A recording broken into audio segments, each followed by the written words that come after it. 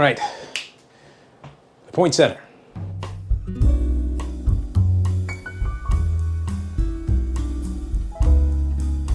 All right, so the Poinsietta is a champagne-based drink. Very easy to make. You don't have to do this step. I'm just gonna dress the glass a little bit. Put a little honey on top of the rim.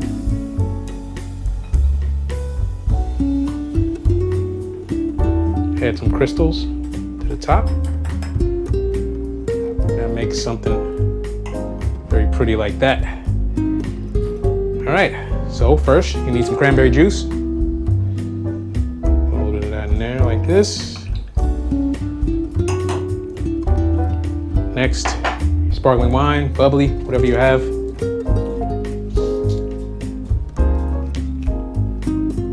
Twist off, didn't even know that.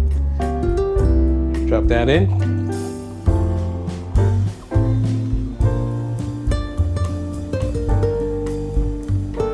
And that could be it. But if you like, add some extra stuff, like some raspberry liqueur, Chambord. Hear that beautiful color. There you have it, Poinsietta. Cheers.